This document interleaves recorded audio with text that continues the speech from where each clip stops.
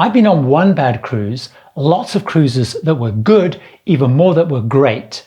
And then there have been a handful that were so eye-opening, so incredible, so stunning that I think of them as the greatest cruises in the world. And it's those that I want to tell you about, as I would hate for you to miss out, at least considering these greatest cruises in your future plans. So let's get cruising. I want to cover this particular cruise first, as with so many good things in life, it comes with a problem. It's expensive, really expensive.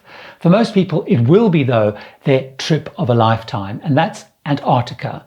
No brochure, advert, YouTube video, or documentary came close to preparing me for the splendor I saw, the experiences I had, or for how emotional I felt when I was there. Sailing to the Antarctica Peninsula through Drake Passage, which can be quite a ride, was totally worth it to see massive glaciers, vast fields of icebergs that have shattered off them, the myriad of wildlife, penguins, whales, seals, the ancient whale hunter compounds that are frozen literally in time, and even the Antarctica Research Station we called on. It really was a spectacular experience, and there is a myriad of ways to do it, from more rough and ready working expedition ships through to 5-star luxury ships. I went on the latter, which was Silversea's Silver Cloud. Totally amazing. It was so special that as soon as I got back from Antarctica, I booked a return and started saving to go again. Definitely one of the greatest cruises ever.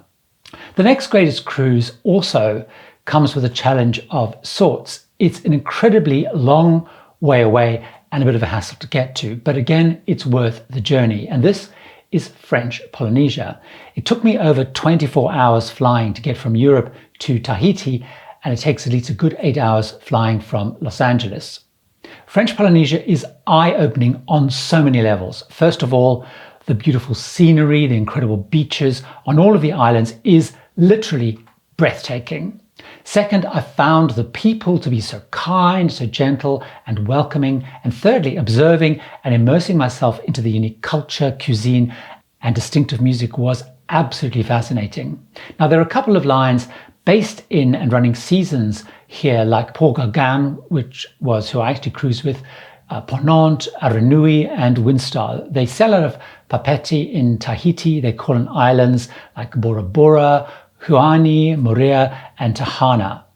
A cruise is absolutely the best way to explore French Polynesia, as you should visit as many islands as possible if you're going all the way to that particular part of the world, as each has its own character and differences. It's one of the most beautiful, relaxing cruises in this series of greatest cruises I've been on. The center of the next place is a vast uninhabitable wasteland with nothing much to see. And so, as the towns and attractions are all around the coast, a cruise again is the best and easiest way to explore here too. And this is Iceland, the land of fire and ice. I've been there so far twice, once on voyages to antiquity and then with Saga Cruises. Visually, the landscape is weird, wacky, bizarre, and beautiful, all mixed up. It's unlike anything else I've seen anywhere around the world. Like I did both times, you have the opportunity to go on 2 of the most infamous and wonderful sightseeing days you will remember for a very long time. The first of these is the Golden Circle. This is out of Reykjavik, which includes the Stokka Giza, the stunning Gullfoss waterfall, Pingvella National Park, where Iceland is slowly being pulled apart by the tectonic plates below. Then on the Jewels of the North, you will visit the even more impressive Godafoss waterfall, Lake Mævatan with thousands of birds, and the Dimmuborga lava fields, and the freaky sulfur-smelling, bubbling mud pits at Nýjafell. I probably pronounced those incorrectly, but they are amazing. On one trip, we even drove up one of the vast glaciers in specially designed transportation right up the glacier, where we could then get out and explore. If you're concerned that all the greatest cruises so far are a bit more on the exotic side for your taste and are likely heavier on the budget and time side, then I hope these next few will address that concern. And the first of those is Alaska. The classic Alaskan cruise is the Inside Passage. Like many, this was my first choice for my very first time there. All of the Alaska cruises are designed to easily add on a land-based extension to see a fuller and more diverse side to Alaska.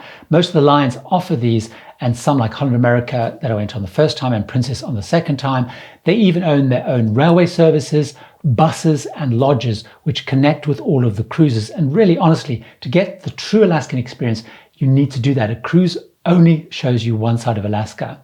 The key cities on an Alaska cruise that you call on, as I did, are Skagway, one of my favorites, where I went on the historic Gold Rush Yukon and White Pass Railway. It runs right up into the mountains. Juneau, where I flew by helicopter right up high onto a glacier and went dog sledding. And then Ketchikan, where I went to see the famous Alaskan Lumberjack Show. Of course, there's many other things you can do there, but that's what I did on those ones. Alaska is definitely one of the greatest cruises in the world, as the scenery is beautiful, but especially if, like me, you pick a cruise that includes Glacier Bay, then that is the most incredible part of Alaska, in my view, to see. Another much more easy to go on cruise, and one of the more eye-opening and fascinating cruises, is the Panama Canal. The key decision you'll have to make on this is whether you want to do a full or a partial transit. Now, ever since I was a small kid, I read about the Panama Canal, and the minute I did, I wanted to go through it. So I was kind of worried that all the decades of waiting would disappoint. I first did a full Panama Canal transit on Queen Victoria when I was traveling as part of a world cruise segment from Florida right the way through to California. And then I did it many years later on Holland America Zaidam, which was part of a Caribbean cruise out of Miami, and did a partial canal transit. Neither disappointed, and both were equally thrilling. They're both amazing, but of course a full transit is the absolute best because you get to see the full Panama Canal and go through all the various locks. The Panama Canal is one of the most important maritime constructions and experiences in the world, and it was truly astonishing to see up close this over 100-year-old canal still operating, and the way that your massive cruise ship that you're on just fits in and moves through it. It's just completely mind-boggling. It's such a significant part of cruising, so memorable, so moving. It has to be on the list of the greatest cruises in the world, and one that you should really consider.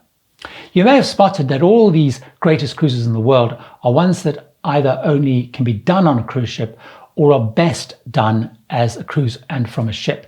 So if you don't like sea days, you might not think that this next one is a remarkable experience, but trust me, it is. This is a transatlantic crossing on Cunard's Queen Mary 2. I've done it actually 5 times now. It's so remarkable, and it's one of the true great cruise experiences. Queen Mary 2 is the only ocean liner in the world. Every other ship taking passengers are cruise ships. It's the only passenger ship in the world that's specifically designed to handle the North Atlantic. The ship is one of a kind. It's a very specific design. It harks back to the glamorous, the glory days of, I guess, the 30s, 40s, 50s, and early 60s, when sailing was your only option to cross the Atlantic. Now, with its Art Deco-inspired decor, the 7 days at sea fly by because there is so much to do. Cunard are absolute masters, having done these crossings for basically over a century as a company. On board, you feel like you are part of something historic, something special, and that's why it's one of the greatest cruises in the world.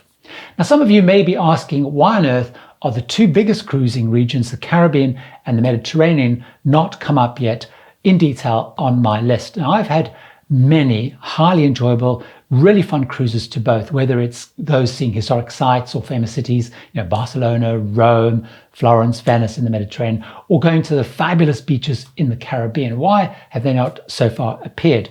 Well, however great these cruises are as a vacation, and I really do enjoy doing them, they don't quite tip into the greatest cruises in the world, in my view. They are fantastic vacations, but they're not the greatest cruises. Am I wrong about that? While you ponder that, why not find out more about the greatest cruises I have covered in this playlist that I've put up here for you to watch right now. Enjoy.